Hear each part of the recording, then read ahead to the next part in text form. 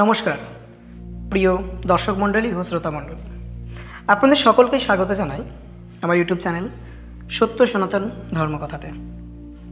আজকের এই পর্বে মূলত আমরা আলোচনা করব সনাতনীদের জীবনে তথা সনাতন হিন্দু ধর্ম অবলম্বী মানুষদের জীবনে শ্রীমদ্ ভগবদ্গীতা কী, শ্রীমদ্ ভগবদ্গীতা আসলে কী, শ্রীমদ্ ভগবদ্গীতার প্রেক্ষাপট, শ্রীমদ্ ভগবদ্গীতার মর্মবাণী এবং এই গীতার দার্শনিক তত্ত্ব, এছাড়া এই গীতা আমাদের কেন পাঠ করা প্রয়োজন, এই প্রত্যেকটা জিনিস নিয়ে আজকে আমি খুব সংক্ষিপ্ত আকারে আপনাদের সামনে আলোচনা করব।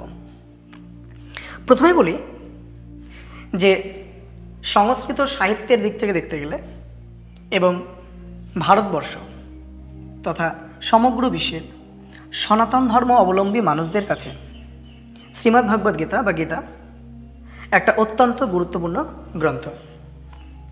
শ্রীমদ্ ভগবদ্গীতা ভারতীয় আধ্যাত্মবাদের, অর্থাৎ আপনি জ্ঞানের দিক থেকে বলতে পারবেন, ভক্তির দিক থেকে বলতে পারবেন, কর্মের দিক থেকে বলতে পারবেন, আপনি যেভাবে ঈশ্বরকে পেতে চান না কেন তার পুঙ্খানুপুঙ্খানু বিবরণ, বিশ্লেষণ ও ব্যাখ্যা রয়েছে এই শ্রীমদ্ ভগবদ্গীতাতে। শ্রীমদ্ ভগবদ্গীতা ভারতীয় আধ্যাত্মবাদের মর্মবাণী। মহাভারতের যুদ্ধের পর্ব শুরু হওয়াতে 25 থেকে 42তম অধ্যায় পর্যন্ত, অর্থাৎ এই 18টি অধ্যায় শ্রীমদ্ ভগবদ্গীতা নামে অভিহিত। ভগবান শ্রীকৃষ্ণ অর্জুনকে এই উপদেশগুলি দিয়েছিলেন। তাই ভগবানের মুখনিসৃত বাণী শ্রীমদ্ ভগবদ্গীতা শুধু ধর্মগ্রন্থ হিসেবে নয়, বিশ্বের অন্যতম শ্রেষ্ঠ গ্রন্থের মর্যাদা অর্জন করেছে এই গীতা। প্রথমে বলে রাখি যে এটাকে মানুষজন বা প্রত্যেকটা মানুষই আমরা আগেই প্রচার করে দিই বা মনে করে নিই যে এটা আসলে হয়তো একটা ধর্মগ্রন্থ।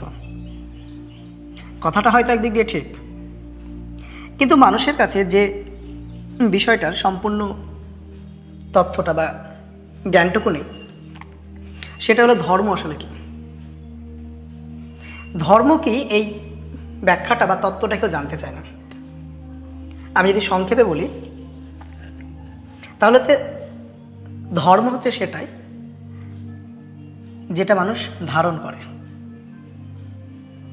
সুতরাং একটা মনুষ্য জীবনে বা একটা মানুষের জীবনে যেটা ধারণ করে সে এগিয়ে চলে এবং তার চলতে চলতে যদি হঠাৎ করে সে বিপদগামী হয়ে পড়ে, তখন তার জীবনে কি লাগে? উপদেশ বলি লাগে, জ্ঞান লাগে, একটা রাস্তা লাগে। আর এই রাস্তা বা জ্ঞান সম্বলিত গ্রন্থটাই হচ্ছে কি শ্রীমদ্ ভগবদ্গীতা। বর্তমান গীতায় 700টি শ্লোক পাওয়া যায়, আর 700 সমন্বিত হওয়ায় গীতার অপর নাম সপ্তশতী বা সপ্তশতী গাথা। গীতার মোট 18টি অধ্যায় রয়েছে। সেই অধ্যায়গুলি হল: প্রথম অধ্যায় অর্জুন বিষাদযোগ, দ্বিতীয় অধ্যায় সাংখ্যযোগ, তৃতীয় অধ্যায় কর্মযোগ, চতুর্থ অধ্যায় জ্ঞানযোগ, পঞ্চম অধ্যায় সন্ন্যাসযোগ, ষষ্ঠ অধ্যায় ধ্যানযোগ, সপ্তম অধ্যায় জ্ঞান বিজ্ঞান যোগ, অষ্টম অধ্যায় অক্ষর ব্রহ্মযোগ, নবম অধ্যায় রাজযোগ, দশম অধ্যায় বিভূতি যোগ, একাদশ অধ্যায় বিশ্বরূপ দর্শন যোগ, দ্বাদশ অধ্যায় ভক্তিযোগ, ত্রয়োদশ অধ্যায় ক্ষেত্রজ্ঞ বিভাগ যোগ, চতুর্দশ অধ্যায় গুণ ত্রয় বিভাগ যোগ, পঞ্চদশ অধ্যায় পুরুষোত্তম যোগ, ষোড়শ অধ্যায় দৈব অসুর সম্পদ বিভাগ যোগ, সপ্তদশ অধ্যায় শ্রদ্ধা ত্রয় বিভাগ যোগ এবং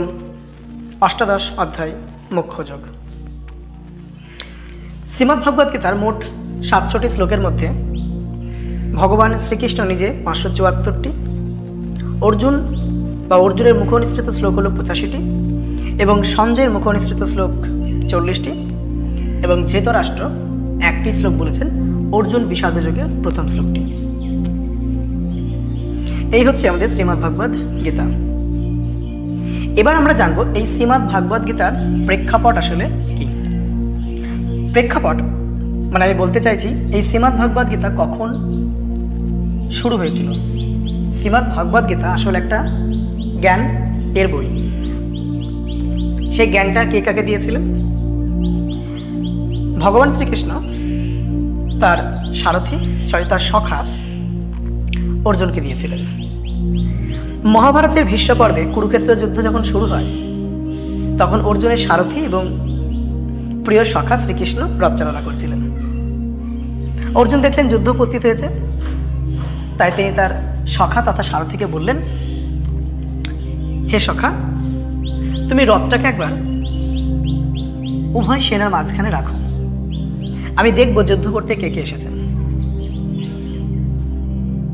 শ্রীকৃষ্ণ যেন এটাই ঠিক চাইছিলেন যে অর্জুনের মনের ভিতরে এই ভাবটা আসুক, সে দেখুক কে কে যুদ্ধ করতে এসেছে। ভগবান তার রথটাকে নিয়ে গেলেন দুই দলের সেনার মাঝখানে। অর্জুন দেখলেন যুদ্ধে উপস্থিত হয়েছেন পিতামহ ভীষ্ম, তার গুরু দ্রোণ, তারই জ্ঞাতিভ্রাতা দুর্যোধন সহ আরও সকল ভাইরা, অন্যান্য আত্মীয় স্বজন, বন্ধু বান্ধব। যুদ্ধক্ষেত্রে এদের উপস্থিতি দেখে অর্জুন খুবই বিষাদগ্রস্ত হয়ে পড়লেন। তার হাত থেকে তার গান্ডীব খসে পড়ল। তৃতীয় পাণ্ডব যুদ্ধ করব না এরকম বলে রথের উপরে বসে পড়লেন। ভগবান শ্রীকৃষ্ণ দেখলেন তো মহাবিপদ, অর্জুন যদি যুদ্ধ না করে তাহলে পাণ্ডব পক্ষ বিজয় পাবে কেমন ভাবে? সুতরাং তাকে যুদ্ধ করানো দরকার।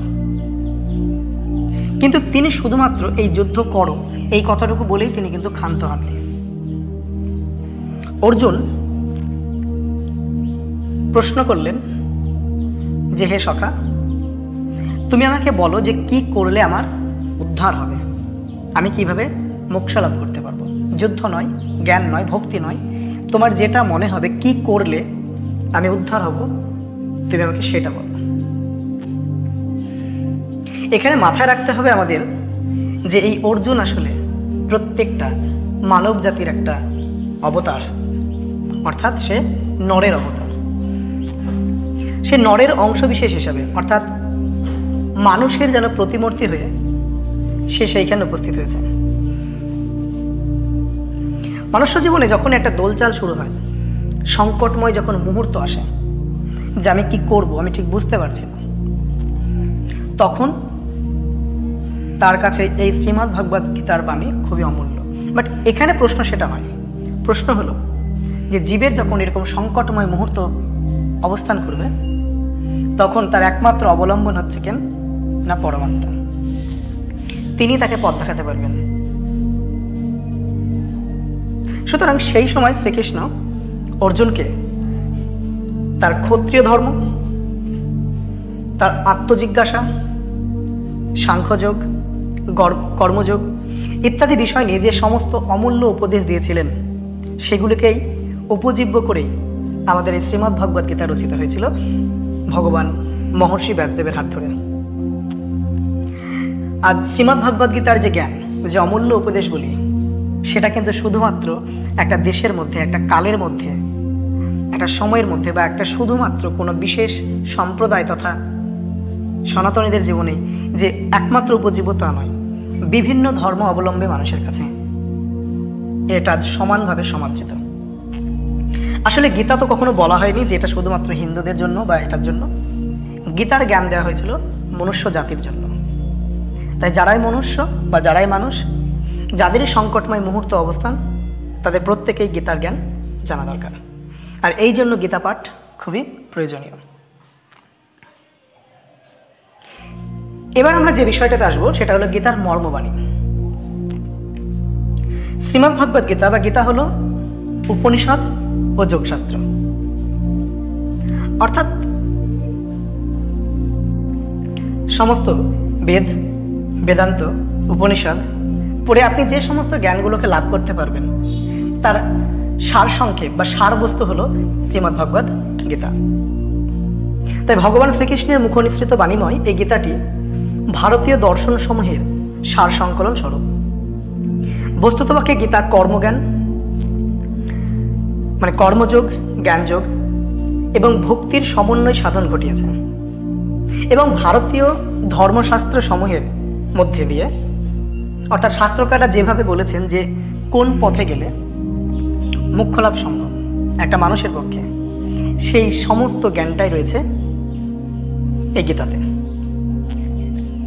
আপনারা অনেকেই হয়তো শুনে থাকবেন গীতার কিছু কিছু অমূল্য বাণী, যে যা হয়েছে তা ভালোই হয়েছে, যা হচ্ছে তা ভালোই হচ্ছে, যা হবে তা ভালোর জন্যই হবে। তুমি কার জন্য কাঁদছ? তুমি কিসের জন্য কাঁদছ? তুমি এই পৃথিবীতে যখন এসেছিলে তখন একাই এসেছিলে, যখন যাবে তখন একাই যাবে। পৃথিবীতে এমন কিছু নেই যেটা তুমি সৃষ্টি করেছো, এমন কিছু নয় যা তুমি ধ্বংস করেছো। তুমি যা নিয়েছ তা এখান থেকে নিয়েছ, তুমি যা হারাবে তা এখানেই হারাবে। সুতরাং গীতা থেকে আমরা কি শিখতে পারছি? গীতার মর্মবাণী আসলে কি? প্রথমত, আত্মার অবিনশ্বরত্ব, অর্থাৎ আত্মা কখনো মারা যায় না। গীতাতে বারবার করেই বলা হয়েছে যে আমাদের যে দেহটা রয়েছে সেটা ধ্বংস হবে, আত্মা কখনো ধ্বংস হয় না। তাই মানুষ মারা গেলে বা আত্মার জন্য কখনো শোক করতে হয় না। আমরা হয়তো পড়েছিলাম ওটা, নৈনং ছিন্দন্তি শস্ত্রাণি নৈনং দাহতি পাবক না চৈনং ক্লেদন্তে না শোষয়তি মারত। আবার আপনারা এটাও দেখেছেন, ন জায়তে ম্রিয়তে বা কদাচিৎ না আয়ম ভূত্বা ভবিতা বা ন ভূয়। অর্থাৎ আত্মা কখনো জন্মায় না, কখনো মরেও না। শরীর বিনাশ হলেও আত্মার কখনো বিনাশ হয় না। দ্বিতীয়ত, নিষ্কাম কর্মযোগ। আপনি যতগুলো শাস্ত্রগ্রন্থ পড়বেন, আপনি উপনিষদ পড়বেন এবং শ্রীমদ্ভাগবত গীতা পড়বেন, এই একটা জিনিস বারবার করে ঘুরে ফিরে এসেছে, সেটা হলো নিষ্কাম কর্মযোগ। রাজা হরিশ্চন্দ্রের কথা বলুন, মহর্ষি জনকের কথা বলুন, এনারা প্রত্যেকে কিন্তু নিষ্কাম কর্মযোগের জ্ঞান দিয়ে গেছে। গীতাতেও সে একই কথা বলা হয়েছে, নিষ্কাম কর্মযোগ।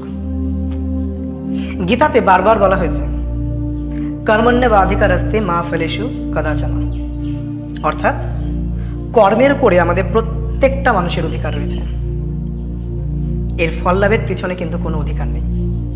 এমনটা নয় যে আমি যে কর্মটা করব তার পরিণাম আমাকে ভোগ করতে হবে না, করতে হবে, কিন্তু সেটার উপর বসে থাকলে চলবে না। একটা মানুষ যদি কেউ কুকর্ম করে তাহলে তার পরিণাম খারাপই হবে, সৎকর্ম করলে ভালো ফল পাবে। তার মানে এটা নয় যে এটা পাবো কি পাবো না সেই আশায় আমরা বসে থাকবো, এগিয়ে যেতে হবে। তাই নিষ্কাম কর্ম করে যেতে হবে এবং সমস্ত ফল ঈশ্বরে সমর্পণ করতে হবে। এটাই হচ্ছে গীতার একটা মূল বাণী, নিষ্কাম কর্মযোগ। বারবার করে কিন্তু কথাটা বলা হয়েছে, নিষ্কাম কর্ম করো, নিষ্কাম কর্ম করো। আর কি রয়েছে? ঈশ্বরে পরিপূর্ণ আত্মসমর্পণ, যেটা গীতার তৃতীয় মর্মবাণী। সবকিছু বলার পরে ভগবান শ্রীকৃষ্ণ কিন্তু অর্জুনকে শেষে একটা কথাই বলেছিলেন মুখ্য যুগে গিয়ে, সর্বধর্মান পরিত্যাজ্য মাম একম শরণং ব্রজ অহম তম সর্ব পাপেভ্যো মোক্ষয়িষ্যামি মা শুচঃ। অর্থাৎ অন্য সমস্ত ধর্ম পরিত্যাগ করে কেবল আমাকেই আশ্রয় করো বা ভজনা করো। অর্থাৎ গীতাতে বলা হয়েছে যে কৃষ্ণই স্বয়ং ভগবান এবং তিনি সর্বভূতে বিরাজিতমান। তাই সমস্ত কর্ম তার উদ্দেশ্যে নিবেদন করা উচিত। এটাই ছিল গীতার 3 নম্বর মর্মবাণী।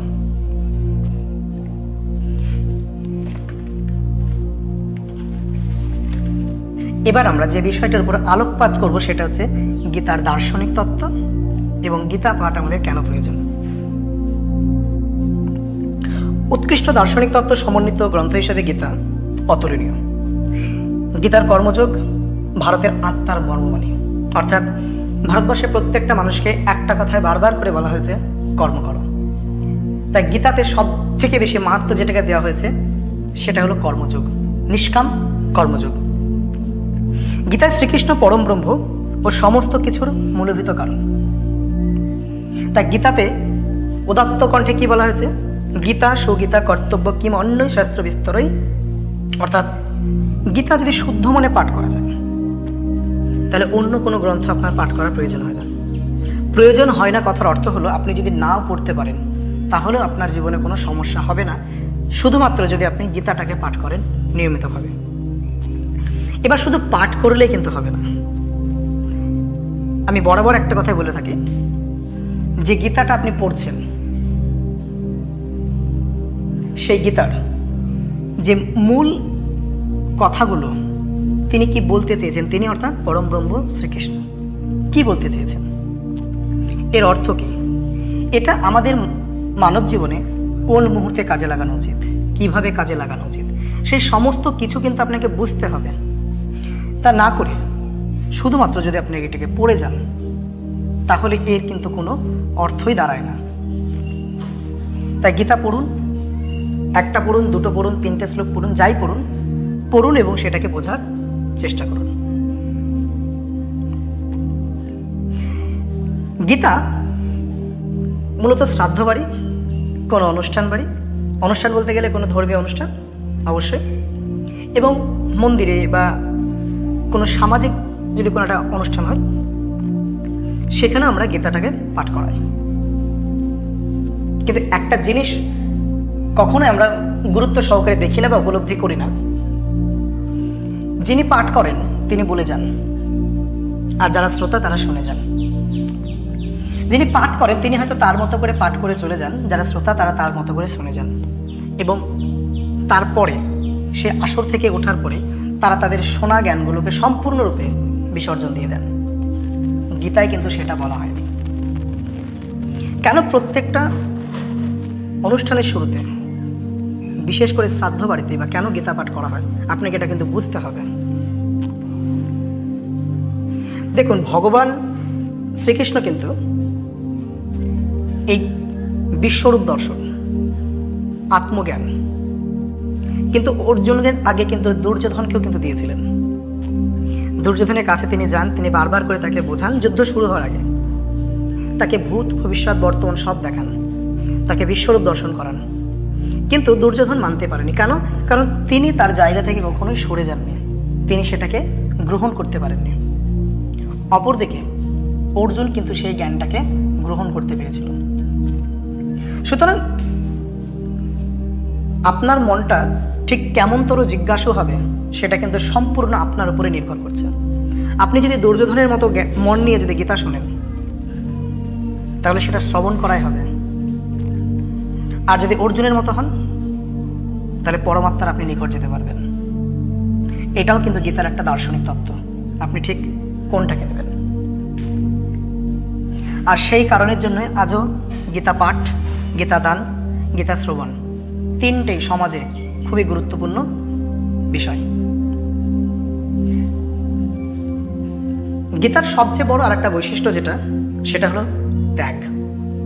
বারবার করে কিন্তু ত্যাগের কথা বলা হয়েছে। কোন ত্যাগ? এই সমাজে যত কিছু পার্থিব বস্তু রয়েছে, বিষয়টা কিন্তু বুঝতে হবে আপনাদেরকে, যত পার্থিব বস্তু রয়েছে সেই সমস্ত পার্থিব বস্তুর প্রতি মোহ ত্যাগ করতে হবে, মায়া ত্যাগ করতে হবে, এবং একমাত্র পরমাত্মাকে পাওয়ার জন্য লোভ করতে হবে। এই ত্যাগ এবং এই লোভ। দুর্যোধন পার্থিব সুখ চেয়েছিল, তাই তো সে সৈন্যও চেয়েছিল শ্রীকৃষ্ণের কাছ থেকে, সে রাজ্য জয় করতে চেয়েছিল, সে মনে করেছিল আমি অধীশ্বর হব, কিন্তু সে বোঝেনি এটা সাময়িক একটা বিষয়, আর সেই কারণে ভগবান তার পক্ষে কখনোই যায়নি। অর্জুনের মনেও কিন্তু একই রকম প্রশ্ন জেগেছিল যে আমি হয়তো এই পার্থিব জিনিসের জন্যই হয়তো লড়াই করছি। তখন ভগবান তাকে বুঝিয়েছিলেন যে তোমাকে পার্থিব বিষয়ের বস্তু ত্যাগ করতে হবে, মোহ ত্যাগ করতে হবে, মায়া ত্যাগ করতে হবে, এবং সমাজের জন্য, দেশের জন্য, দশের জন্য তোমাকে যুদ্ধ করতে হবে। দেশ, দশ, সমাজ এগুলোকে নিয়ে যারা ভালোবাসে, যারা কাজ করে, তারাই পরমাত্মার নিকট হতে পারেন। সাংখ্যযোগ ও যোগ দর্শনের মহামূল্যবান বাণীগুলি গীতার মধ্যেই বিধৃত রয়েছে। সামাজিক মানুষের জীবনে, গৃহী জীবনে, ছাত্র অবস্থায়, যে কোনো পরিস্থিতিতেই আমাদের মনের ভিতরে যে সমস্ত গভীর প্রশ্ন ও সমস্যার একটা উত্থান হয়, সেই প্রশ্নগুলোরই উত্তর ভগবান শ্রীকৃষ্ণ অর্জুনকে নিমিত্ত করে সমগ্র মানব জাতিকে দিয়ে গেছেন। সুতরাং এর চেয়ে বড় জিনিস আর কিছু হতে পারে না। ভগবান আমাদের জন্য অর্জুনকে নিমিত্ত করলেন এবং সেই জ্ঞান তিনি আমাদেরকে দিয়ে গেলেন। যেমন ধরুন, গীতাতে একটা জায়গায় খুব স্পষ্ট করে কি বলা রয়েছে, যে মৃত্যুকালীন কখনো শোক করবেন না। অথচ আমরা সেটাই করি। কেন? কারণ আমরা গীতাকে কখনোই উপলব্ধ করতে পারিনি, আত্মা কি জিনিস উপলব্ধ করতে পারিনি, দেহ কি জিনিস উপলব্ধ করতে পারিনি। তাই তো মানুষ মারা গেলে আমরা হাউমাউ করে কাঁদি বা বিলাপ করে কাঁদি। কিন্তু গীতায় কি ঠিক কি বলা হয়েছে? বসংসি জীর্ণানি যথা বিহায় নবানি গৃহ্ণাতি নর অপরাণি তথা শরীরানি বিহায় জীর্ণানি অন্যানি সংজাতি নবানি দেহি। অর্থাৎ মানুষ যেমন জীর্ণ বা পুরাতন বস্ত্র পরিত্যাগ করে নতুন বস্ত্র গ্রহণ করে, ঠিক তেমনি আত্মা জীর্ণ বা পুরাতন দেহ পরিত্যাগ করে নতুন দেহ ধারণ করে। ঠিক এই একটা শ্লোক বোঝানোর জন্যই শ্রাদ্ধ বাড়িতে গীতা পাঠ করানো হয়। একটা শ্লোক, যে যিনি মারা গেছেন তার জন্য শোক করবেন না। সে কি করেছে? তার দেহটা পুরাতন হয়ে গেছিল, সেটাকে সে ত্যাগ করেছে। আর যে আত্মার জন্য আপনি কাঁদছেন, সে আত্মা কখনো বিনাশী হয় না। অথচ আমরা গীতা শুনতে গেলে এটাকে ঠিক গুরুত্ব সহকারে শুনি না। তাই সমাজে আজও মৃতদেহ নিয়ে সবচেয়ে বেশি শোক করা হয়, ভগবানকে পাওয়ার জন্য শোক করা হয় না। এবার সর্বশেষে বলি যে গীতা তাহলে কেন পড়বেন। গীতা কিন্তু প্রত্যেকটা মানুষের জীবনেই পড়া উচিত। আর কেন পড়বেন সেই কথা কিন্তু আমি বারবারও বলেছি। গীতা না পড়লে আপনি আপনার জীবনের সংকটময় মুহূর্তে বা যে সমস্ত প্রশ্নগুলো আপনার ভিতরে বারবার করে জাগছে, আপনাকে কুড়ে কুড়ে খাচ্ছে, সেই প্রশ্নের উত্তর আপনি কোনোদিনই পাবেন না। আপনি যদি গীতা না পড়েন, আপনি কোনোদিন জানতেই পারবেন না যে দেহ কি, দেহি কি, ঈশ্বর কি, আমি কে, আমি কি, সাংখ্যযোগ কি, কর্মযোগ কি, কোন কর্ম করব, ভক্তি আসলে কি, মুখ্য আসলে কি। আপনি তো কিছুই জানতে পারবেন না যদি গীতা পাঠ না করেন। সুতরাং এই সমস্ত কিছুর জ্ঞান লাভের জন্য, আপনার জীবনটাকে মসৃণ করার জন্য, সুস্থভাবে বাঁচার জন্য, প্রতিটা পদে পদে যদি বাধা আসে সেটাকে অতিক্রম করার জন্য আপনাকে গীতা পড়তেই হবে। তাই আমি সবাইকে বলি, বিশেষ করে ছাত্র যারা রয়েছে তাদেরকে বলি, গীতা অবশ্যই পাঠ করো, গীতা বোঝো। যদি না হয় তাহলে প্রতিটা পদে পদে কিন্তু বিপদ অবশ্যম্ভাবী। সুতরাং গীতা পাঠ অবশ্যই দরকার। কতটুকু পড়বে, কিভাবে পড়বে সেটা তোমার ব্যাপার, বাট গীতা অবশ্যই পড়ো। আজকের যে আমার কথাগুলো একটু মনোযোগ দিয়ে আপনারা শুনবেন, এবং আজকের বিষয়বস্তু এটাই ছিল গীতার কেন্দ্র করে। পরবর্তী দিন আমরা মহাভারতকে কেন্দ্র করে অনেক কিছু আলোচনা করব। আজকের মতো এইটুকুই। আপনারা সকলে ভালো থাকবেন, সুস্থ থাকবেন। নমস্কার।